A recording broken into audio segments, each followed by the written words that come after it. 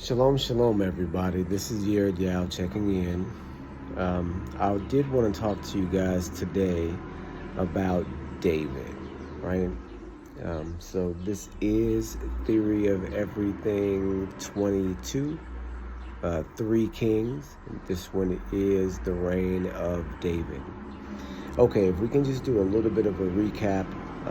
The king that we described first was Saul, who was the first king of Israel, the very first leader that Israel could say was an anointed king. What we know about Saul is that his legacy is a sad one. You know, it's kind of he's a tragic character in Israel's history.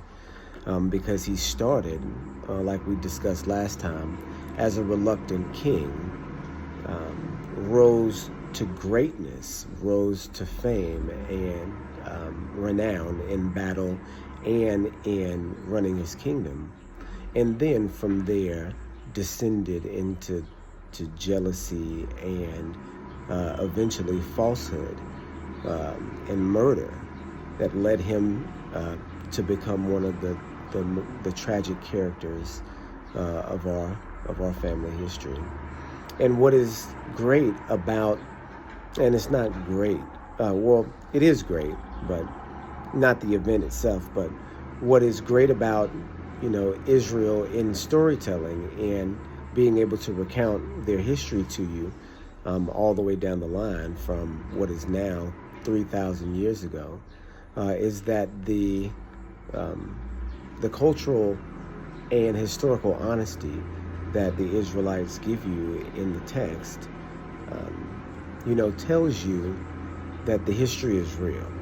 They're not giving you a sweet picture of Saul and showing that he ended a righteous man and had no flaws and that the reign was a good reign, even though it was a 40-year reign with much success. And you could tell a story that would resemble something of a greater hero. But what you have is a tragic tale of power, leading a man into disobedience. And that's what you have with Saul, so much so that Yah repents from making him king. And so then you go to the next king who is anointed during the time of Saul's reign, anointed king. You have David, who is the quintessential Israelite king, the king of Israel that when you mention kings of Israel, that everybody would say, first, King David. Not only the quintessential king of Israel, but the quintessential king, period, right? When you look in history, you don't see, of course, besides our Messiah, if you talk spiritually, but if we're talking historically as a crowned king, you don't see any greater king than David, than King David. He starts from, just a shepherd to become the greatest warrior on earth at his time. You have to look at David as being the greatest warrior on earth during his time, and then also one of the greatest warriors and war fighters in all of history. David is a renowned figure in world history. And so you have to understand how important that is. The greatest king of Israel, the greatest fighter of Israel at the time, and one of the greatest fighters in history, one of the greatest musicians to ever live. You have to understand that King David is one of the greatest musicians to ever live. You have to understand Israelite history to look at what you actually have here as a culture, So David, the book of Psalms, are, the most sought after, the most sung, the most repeated songs in all of history. And we don't even know what the music sounds like for them. We don't even know what the music sounds like. And they're the greatest songs in all of history. You know, different songs have been written to different music using his lyrics. And I guess maybe you can say maybe he's the best songwriter of all time or lyricist of all time. But you have to go ahead and put in there song too, because just because we don't know the songs ourselves doesn't mean that they didn't carry on through all of ancient history, right? Up until the point where we lost our culture, the point where we lost our heritage. So we have to know of David as being one of the greatest songwriters in history. In the book of Psalms, from a different psalmist, in Psalms 137, and some people say that this is a prophecy, but it's actually a psalm that comes from a later time. It talks about, it's saying, we hung our harps on the trees next to the rivers of Babylon, and our captors required of us a song. How can we sing songs of Zion if we are in the land of our captivity, right? That's what the scripture says, right? And I butchered it, but it's something like that. And so we understand that our songs, the songs that are a part of our culture, which are these psalms, were world renowned, and that even our captors wanted to hear them sing us one of those songs of Zion. What songs are they talking about? It's very possible that it's songs that we've never heard of, or songs that were in the community that we have no access to now. But it's also very possible that it's just talking about David's songs in the book of Psalms, right? And so you have to understand that you're talking about the greatest king, the greatest songwriter, the greatest warrior in Israelite history, and one of the greatest in world history, if not the greatest, because you can make the argument for him being the greatest king of all time, right? And then you look also at him and his character, and you see the same, because we've been talking about Israel as a man, you know, the term Yisrael, meaning he will strive with Elohim, or he will wrestle with Elohim. You look at David even and his character, and you see the same legacy, the same heritage as far as struggling with following the commandments in the way that they should be followed. You know, with your greatest king, you see that he is not perfect, that he is a flawed character too, that he is a flawed and tragic figure too. And so when we think of world heroes, we think of like Hercules and, you know, Perseus. We think of Greek history, right? And we see them doing these incredible feats, and we don't know, most of the time they're talking about Nephilim. But we see these incredible feats, and we think of them, okay, these are what we think of as heroes. And we don't recognize that in our own history, we have even mightier works shown through our people in a very real way. You've got David as a teenager slaying a giant, right? With tactics, with war tactics that are marveled at today. You see strategy in warfare in David's tactics. You see, you know, evasion, all of the intelligence that the ancient people are known to have personified in David's actions, you know, from feigning mentally ill to, you know, working for the other side, to all of the craftiness that Israel is known for, and then all of the strength too. Do you see what I mean? And the most real part of it is that he himself is a flawed and imperfect figure. We see that, of course, Saul, you know, in his jealousy, sought to kill David and killed many people, including his own son, with his jealousy and with his lack of understanding. Killed many people and is responsible for many people's death. But so is David, right? And so we get to the first instance that we're going to talk about here is the numbering of Israel, right? And we don't necessarily understand why this was such an issue for Elohim, because we see other instances of Israel being numbered. We see Israel being numbered in the book of Numbers. You know, the book of Numbers is named Numbers based on the numbering. We know that the name is actually Bamidbar, but we do know that Israel is numbered here. We also see in the book of Ezra, if I'm not mistaken, that Israel is numbered there too. Ezra and Nehemiah, that Israel is numbered according to families and in there too. And you can see where in both situations where Israel would need to be numbered. But there is a commandment not to do that. And so David takes it upon himself to number his people. And his people see it as a sin right away. His prophet, his priests refuse to be numbered. His prophets are telling him, why are you doing this? Why are you, Yah's giving you everything that you wanted. Why number the people? They see it as an offensive thing. And Yah does too. So much so that he allows David to choose what punishment he gets.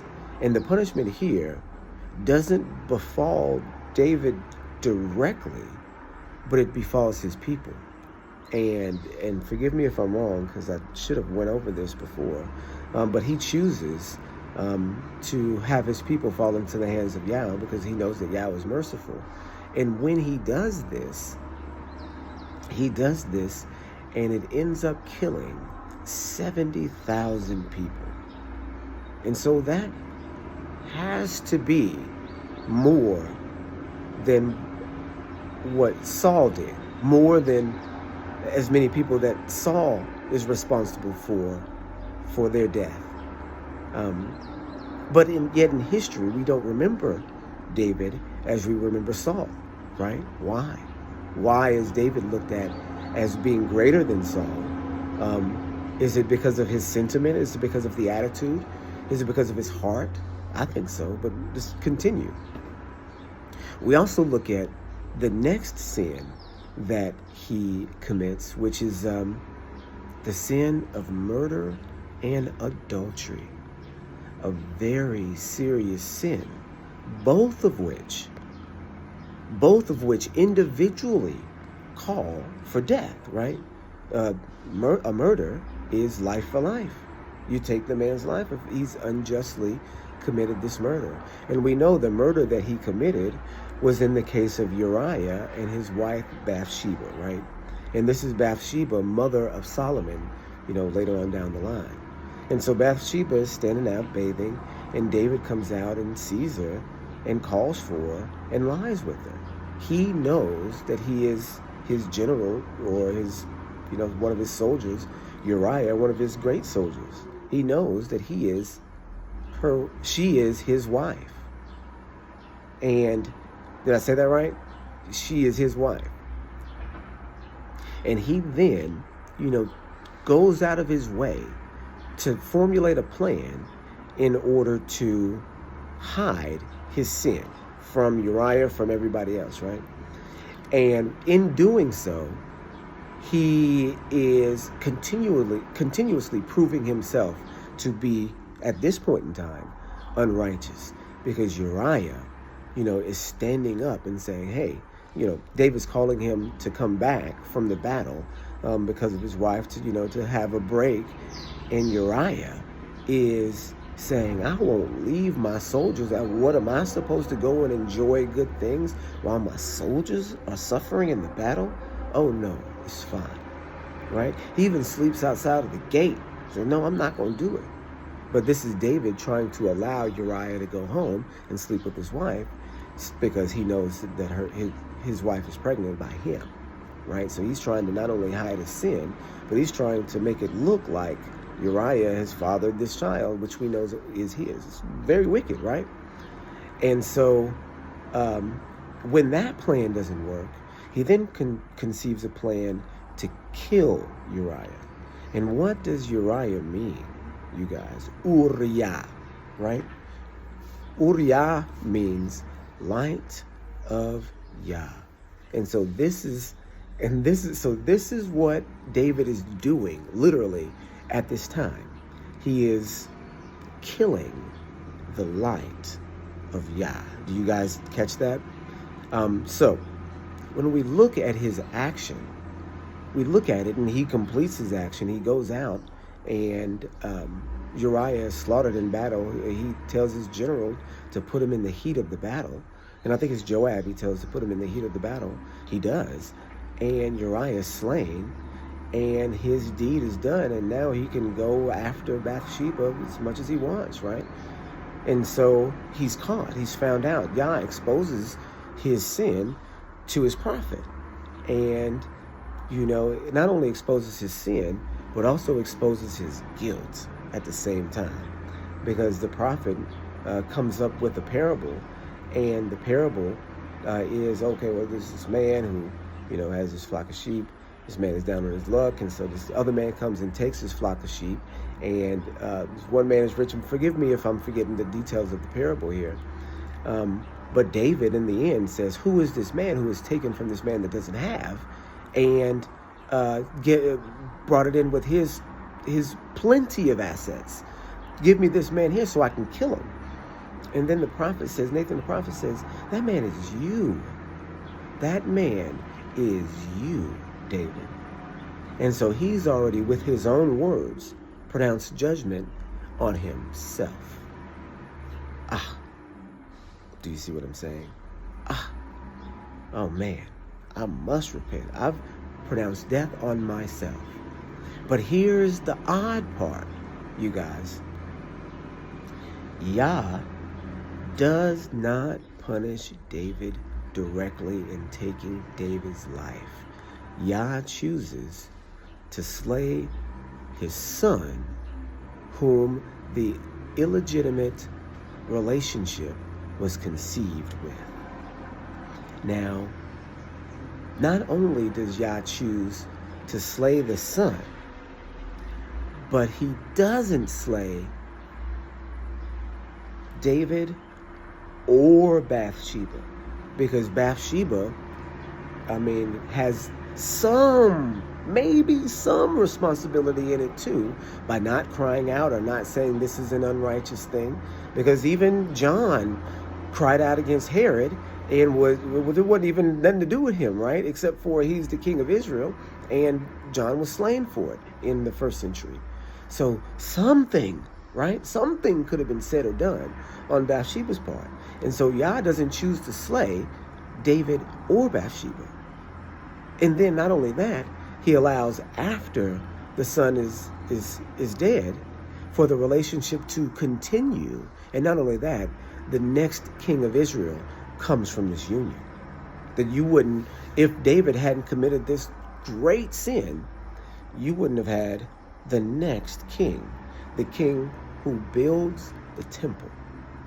So do you understand that having this king as your king is the most flawed figure, and in ways that exceed Saul even, but not in the eyes of Yah, right? If you were looking at just judgment, if you were looking at if you say objectively without understanding the truth of the scripture, you say objectively, if you look at the sins of Saul and you look at the sins of David, you would think, even in body count, that David's would be exceeding more than Saul's. But Yah is looking at the heart. Yah is looking at the heart. And David's heart was more pure than Saul's. David was a man after the heart of Yah. You know, David had the opportunity to kill Saul. He had the opportunity to end his worry and his woes. But he would not put his hand on the anointed of Yah. He believed so much in the promotion and the supremeness of Yah that he is not going to do something low down to one of his anointed. That's the type of heart that David had for his king and his people. That's the type of heart that he had, that he was going to fight to stay alive, but he wasn't going to cross the line. When he was a kid, even being on the front line of battle, just to be there, right? Just to resupply the soldiers, just check on his brothers. And having the courage to stand up to a giant and succeed where many others had feared to be a fearless warrior for Yah. This is the definition of king, right? And Yah saw past even some egregious sins, because Yah said, I will have mercy on whom I will have mercy. And we cannot understand that. We cannot understand why. And even now, Mashiach is the son of David. The son and David is both his son and servant. Do you see? You see how incredible son and servant is? That the son inherits the kingdom, but he's also a servant. Do you see what I'm saying? So the father here, David, is the servant of Yahushua, and Yahushua is your servant, right? It's amazing. It's an amazing personification of the struggle of Israel in one man, where you see the utmost good and the utmost righteousness and the utmost purity, and also very egregious and wicked sin struggling in the same person. He will strive with Elohim, right? And then you have the legacy of David going forth, being a legacy of a righteous one, that he is able to overcome where Saul was not. And then what we see in the future where Solomon was not, David's son. And now we don't say David's sin as being one and done, because we know that the sword never leaves David's house in response to what David's action was, because we'll get into this, of course. We see the actions of Solomon with his lust and going after, women that he shouldn't have gone after, right? And it leading him away from Yah, in a very profound way. And so we'll get into that with the next theory of everything. But this one is an important one, because we have here in Israelite history, a conundrum of kings here that are at their very greatest, the most righteous men on earth. At their very low, some of the most wicked men on earth. And having to deal with that as a legacy for our people is really, a humbling experience. Okay, we've got theory of everything 22, and I hope I covered everything that I wanted to cover here, because it seems like that there's big things that I'm missing from David's life, but you do get from David a real sense of trueness. That each king that you see come before you is not a perfect character. It's not a King Arthur that he comes riding in on his horse and saves the day and then everybody lives happily ever after. It's a person who's deeply flawed too, and that expresses their human and humanity side in ways that you wouldn't expect from a hero that has lasted, generations and been, the quintessential king that Israel is known for up until this present day. That's what I wanted to say too, really quickly before I get off here. The time of David. Where does David fall in the timeline that we know of through history? And so we've already discussed that the period of Judges was directly after Moses, so you would get it starting right around 1350 or 1300. So you give yourself a period of around 200 to 300 years for the period of the Judges, successively, some of them overlapping, some of them running back to back. And you come to the time of Samuel, and Samuel being the last judge, installing Saul as king. You have 40 years there. So Saul starts around 1050. And so you have 40 years of the reign of Saul. And so you get, and here's what's amazing, you get David reigning as king in about 1000 BC. So nearly exactly 1000 years before the time of Messiah. Now, how about that for a prophecy? That exactly 1,000 years later, the Messiah is born. The progeny of David, the king of Israel going forth, right? Exactly 1,000 years later, right? And we have the time of David also being 40 years. So you've got from 1000 BC to the time of 950 BC. And that's around the time when you've got Solomon coming into power at 950, and we'll go into that with Solomon. And so if you want to look at what other things were going on at around that time, you'll see in the Greco-Roman Empire, Greco-Roman, Roman's way later, the Greek Empire at this time, you have Homer's Odyssey being written around 1000, 1100 BC. Homer's Odyssey, the Iliad, was being written at the same time from a nation that was, at that point in time, really insignificant in terms of world politics. They were doing, having petty squabbles between their two nations. We look at the Iliad and Homer's Odyssey as being this grand epic with, all of this, massive war fighting, and it's just really two small cities, going back and forth with one another, like, small tribes do. But during that time, you do have a great and powerful empire being created in the era of David. And he is the prime example of kingship through these three kings that we're talking about. And so that's all I've got, you guys. This has been Theory of Everything 22, Three Kings, David. Shalom, shalom.